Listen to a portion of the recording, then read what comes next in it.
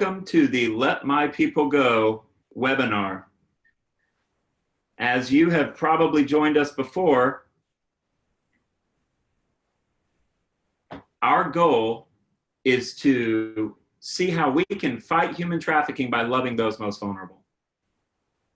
And each webinar that we do is really a step towards how faith communities can address gross injustices by seeing the kingdom of God expand in their local community. And today we are joined by Corbin Addison. Corbin Addison is the author of multiple books. He's an international best-selling author, and he has written recently A Harvest of Thorns.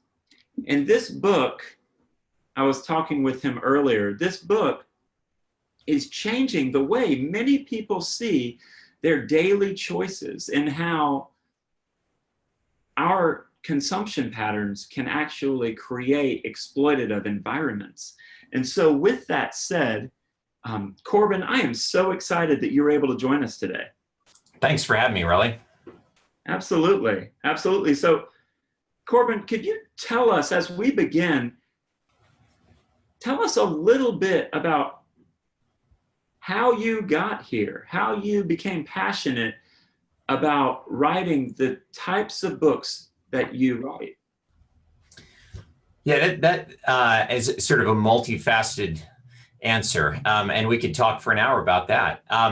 But it's if I could sort of boil it down, there were a couple of major streams. I mean, one was my passion for writing, which goes back to my adolescence. And it was something that I just kind of was noodling. I was always messing around with stuff, and people encouraged me to keep going. And one thing led to another. And I started writing novels in law school, which led me to not do so well in my first year, which then my girlfriend, who turned into my wife, sort of kicked my butt and told me I needed to actually start to study.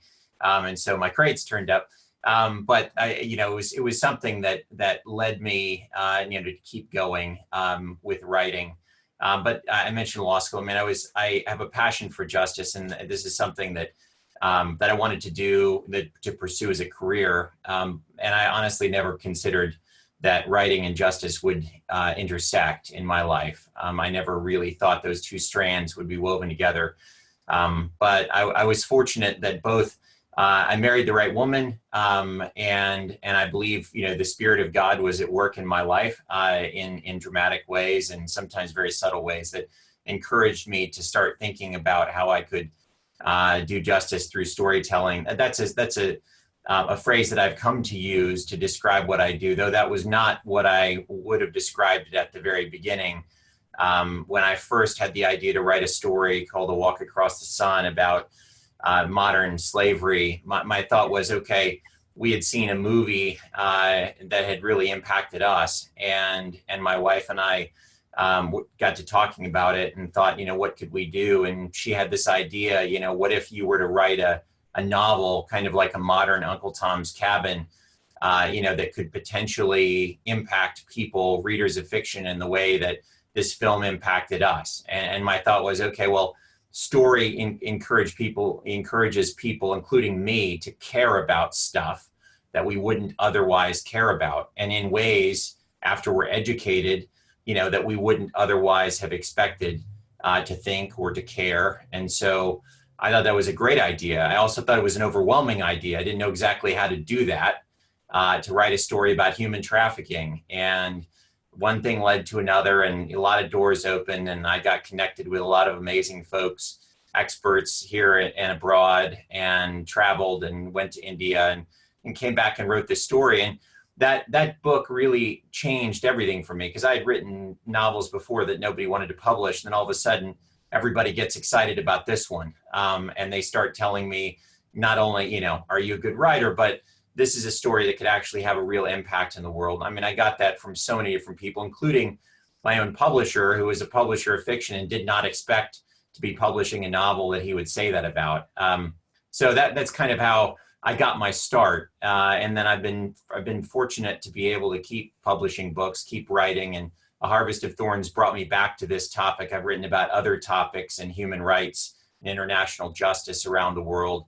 But Harvest brought me back to the subject of forced labor, human trafficking, labor rights beneath the supply chains of global corporations that source all the things that we love to buy and wear in the consumer economy. It's interesting. People will ask me, why did you name your organization Let My People Go? And I tell them, because once you say those 4 words, you're stepping into a narrative, you're stepping into a story, and it's a powerful story.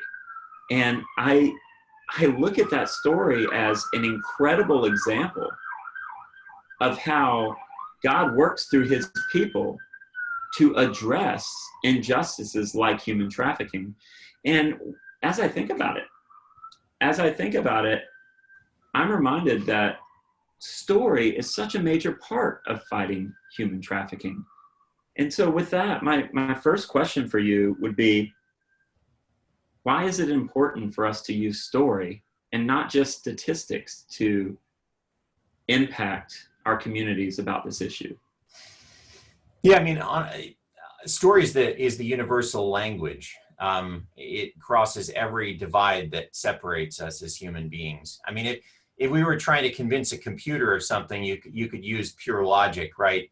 You could use binary code and just, throw some statistics up there, and the computer would spit out a yes or a no with no emotion, but would be incapable of doing the real heart work, right? To change the world. And so story is what gets beneath our skin. We're impacted in a rational way by statistics, by rational argument. I'm a lawyer by training. I mean, I liked the courtroom because it was clean and it was rational, and I could sit in front of a judge and pretend that for a moment we were just going to use logic to work through hard issues. I quickly learned that was foolish, that we're all human beings, and so we don't look at things purely logically, even in a court of law.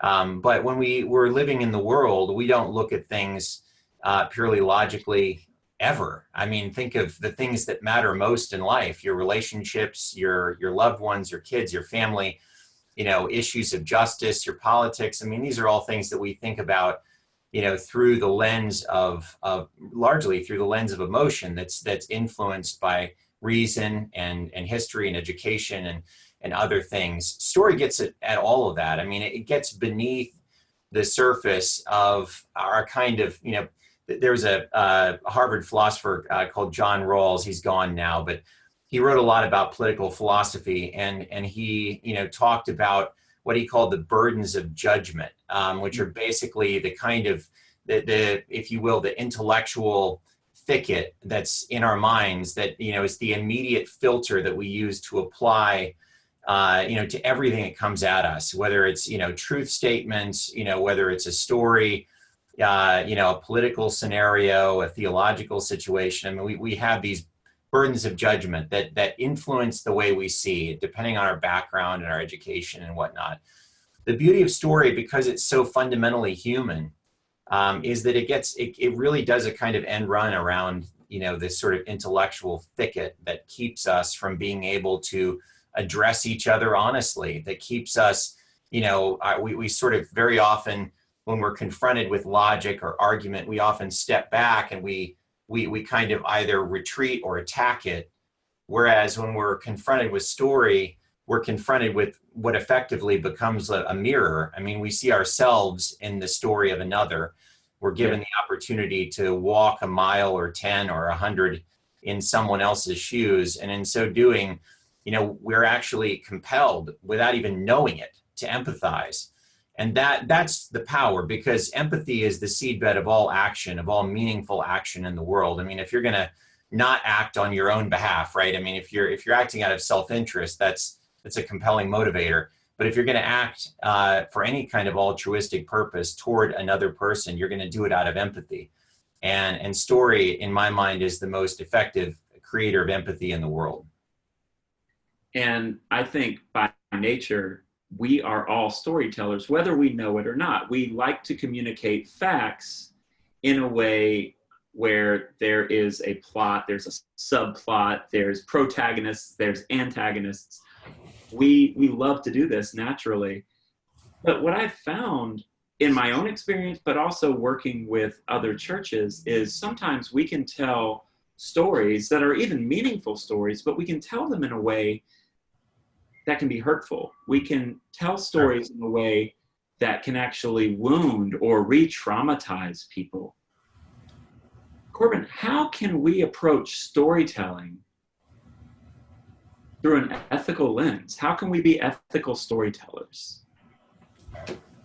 I mean, I think, the key for me is what is the purpose of what I'm trying to do, and how is it going to be received by the people about whom I'm speaking.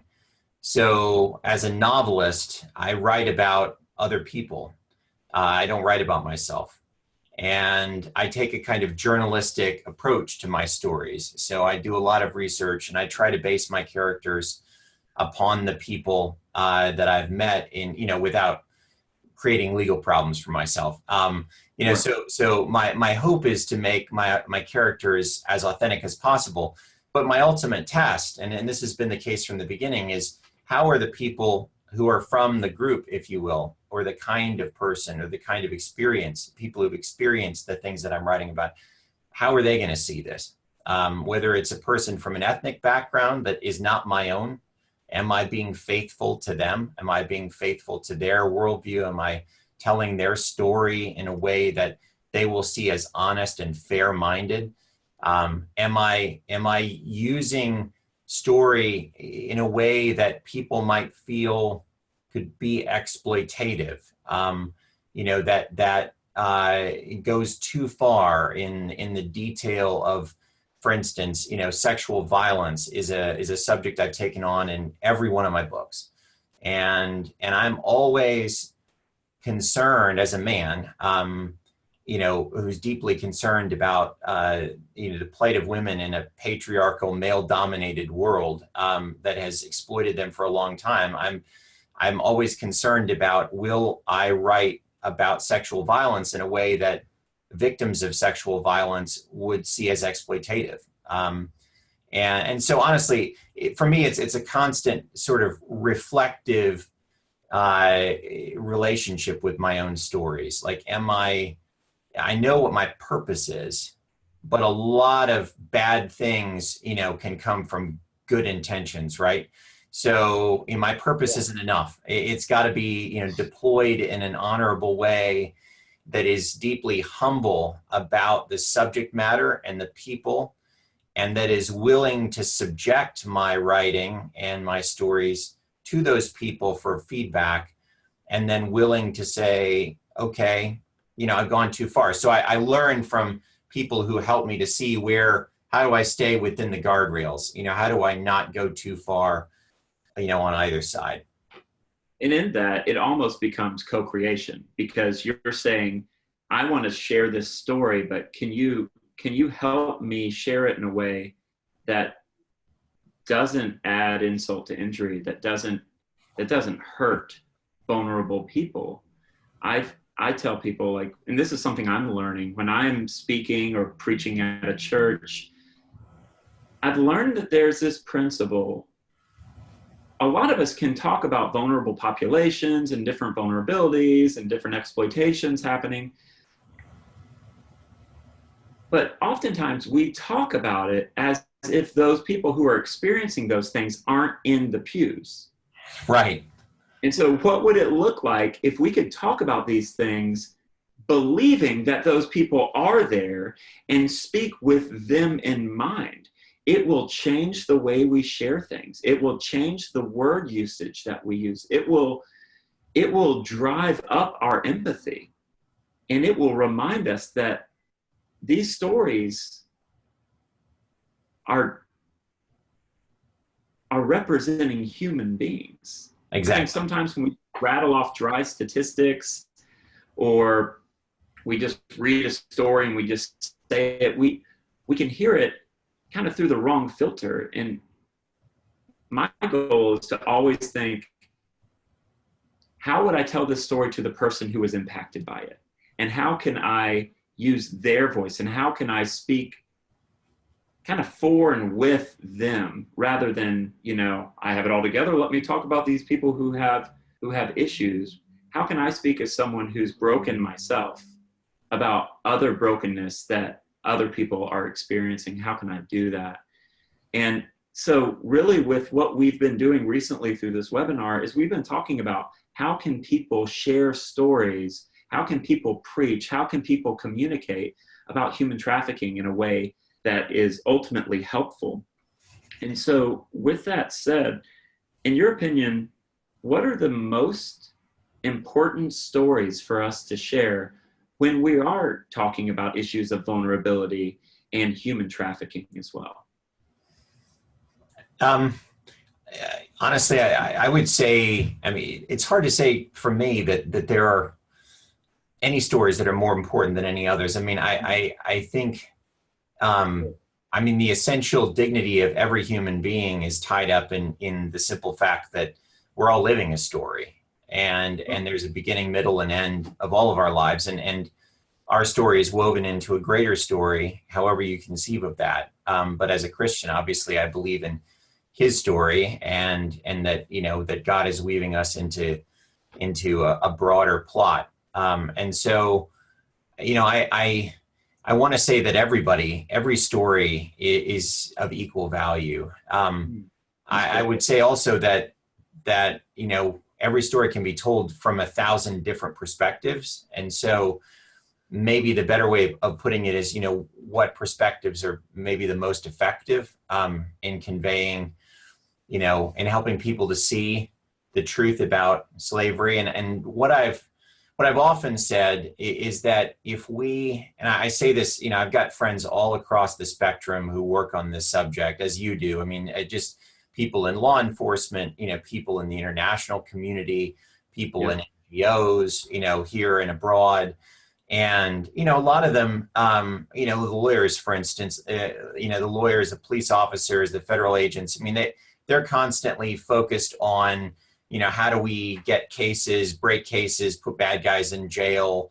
And the same is true of NGOs that are working, on awareness, for instance, or working on public policy, or the folks around the globe, who are doing ambassadorial work, that it's very easy to operate at a high level, within the systems that exist, and to kind of not forget intentionally, but to lose a bit of the core of the plot, why the heck it is that we are doing this. And ultimately we're doing it because there are people in the world, millions of them, who are enslaved, and that ultimately everything we do must be focused on them.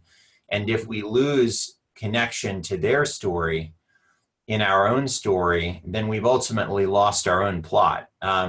So, I think it's really key for us to constantly be coming back to the lodestar, if you will, of the survivor experience, of the facts and reality of exploitation, and its fundamental undermining and suppression of essential human dignity.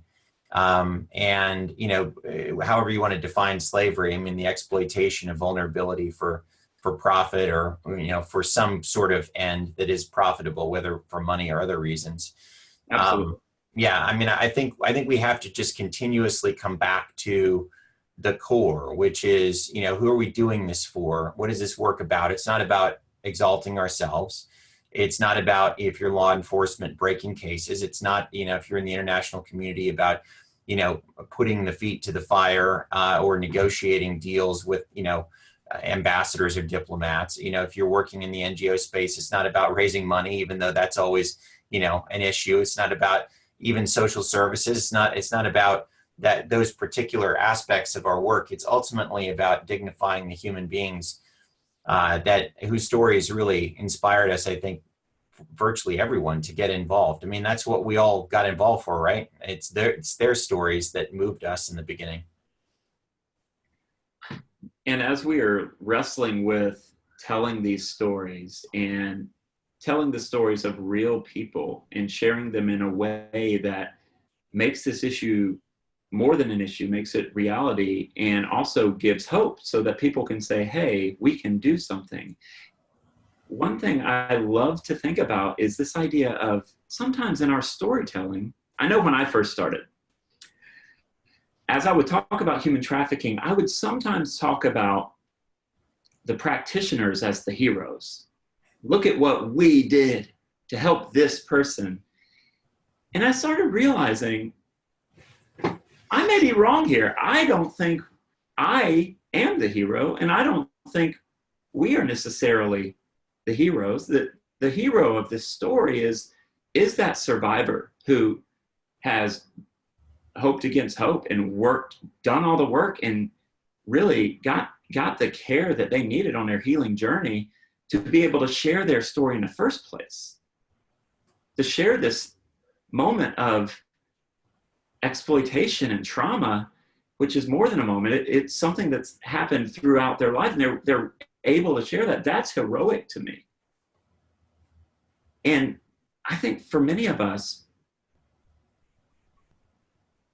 when we first start telling stories, I loved what you said about good intentions. One of my friends used to say, the road to hell is paved with good intentions. I think there are a lot of well-meaning people where we go and we share stories, but we're really not putting the thought into it. We're really not allowing ourselves to be as empathetic as we could be in our storytelling. And so my question is, how do we grow as storytellers? Everyone watching this, I guarantee you, they are a storyteller, but how can we grow and tell stories in a better way? Yeah, again, it kind of comes back to what is the purpose of a particular story? Because I can tell the same story 100 different ways, and it all depends on the audience. So I think maybe that's the beginning is who is your audience, and really, and this is you could think of it in a way. Well, you're just trying to prove your point or whatever. And that's kind of cynical or selfish. But really, when I think about the audience, and I think, I had to learn how to think about the audience for my books. When I first started writing, I remember having the foolish and very kind of naive hubris that I was just going to write for myself. Didn't matter who would read it. And so, for me, it was kind of like, if I like this, then other people ought to. I was disabused of that. Once I met my then girlfriend, now wife, who told me that in fact, everything I write wasn't necessarily something everyone else would like, and that I needed to think about my audience. And so, part of that was growing as a storyteller, thinking about someone other than me. But part of it was also coming to have a kind of love for my audience. I really think that, the humble storyteller is one that says, this really isn't about me. It's not about my words. It's not about my glory. It's not about making somebody think that I'm great because I've told them something that matters to them. It's ultimately about the work that needs to go on in their lives and in their heart, which is what story does. So if I care for my audience, then I'm going to tell a story in a way that is, going to be most impactful to them.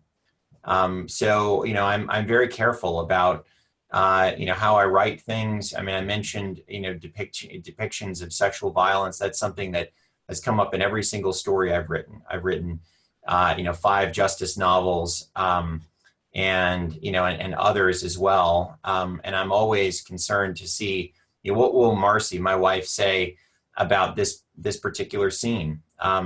Because I don't want to be a trigger for women who have experienced rape or, some form of sexual abuse or harassment. I want to create a healthy environment in my stories where, I don't go too far. And so that's true when I, tell all kinds of different stories. When I talk about, incidents that happen to children, I'm always concerned about, what parents, especially mothers, will feel. I mean, I wrote a book about child sexual assault and gender-based violence in the sub-Saharan African context, where unfortunately there's just a tremendous amount of abuse.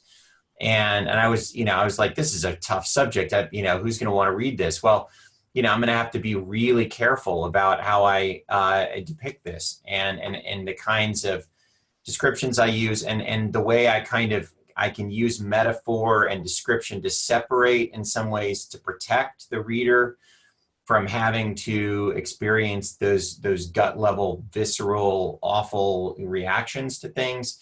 But I'm thinking in terms of parents. I'm like, I'm a parent. I don't want to read something that's depicts a child experiencing something horrific. And there have been points where I've been a reader, or a viewer. Very often it happens in movies where I'm like, this is a great film, and I love the directorial heart here, and the screenwriter, obviously got the subject matter, and yet I'm like, this is too brutal. It's going too far. So yeah, I think, when we're talking about vulnerable people and vulnerable people being violated, I think we actually have to be very, very respectful. And that respect has to come from a humble willingness to learn. I mean, I talked about this with my storytelling, but I mean, I think this is especially true when we're talking about slavery, modern slavery. We need to actually learn the way that survivors tell their own stories. I think there's a way that, we're foolhardy, because we often do. We often come in with this hero complex, and you mentioned it, and it's true. We often come in, if we haven't experienced these things, we come in like, well, I'm a dad, I'm a man, I love women in my life, I've got a mom, and I want to be the hero. And that's just an absolute mistake from the beginning. It's just like, sorry, no, actually, the joy of being drawn into the work of justice is you get to meet heroes, people who would never call themselves heroes. You get to see the people who are the unsung heroes in the world and learn from them. And if you're wise, then maybe someday, in a way that you're never expecting, something you do, somebody will call heroic. But by that point, hopefully you will be, will have moved on, to a place of maturity where you'll deny it too. And you'll say, no, actually, I'm just doing my part. I'm doing my thing. You call whatever you want, but yeah. And I think that's the goal for all of us. It's interesting, as you were talking about growing as a storyteller, I was thinking about a recent writing project that I focused on. I have a book coming out in February, and it was interesting because as I was telling stories of people who had experienced horrible things, my goal was to say, like, to walk with them and say, hey, how can I share your story? What is it that you want included? What is it that you don't want included? And really walking with them in the process. And one of my friends who is a survivor, she said to me, because this book is packed with stories, because it is on a weighty subject, you do need to, and you should add a statement at the beginning that says, basically, we have done all that's in our power to have a trauma-informed book. However, we want to encourage you to know, as you're reading, you are dealing with weighty situations, and to really kind of prepare the reader. And I think that is a mark of a good storyteller, because any of us can sling words together and throw a plot in there, but to be able to not only prepare the reader for what they'll hear, but to guide them throughout the whole process and to give them a place to process what they've heard by the end of the story, I think that is huge. And I think that's something that you do in many of your books. And so for those who are watching, I would challenge you, get a copy of Corbin's book, A Harvest Among Thorns. Get The Garden of Burning Sands. You get a Walk Across the Sun. Get these books and kind of learn as you read. But these books will challenge you, they will encourage you, and they will wake you up to what's happening in the world at large. And so, Corbin, thank you so much for joining me today. It's been a real joy, Raleigh. Thank you. And so, with that said, please join us the next time we meet. It's always the first Tuesday of every month at 6:30 p.m. Until then, we'll see you next time.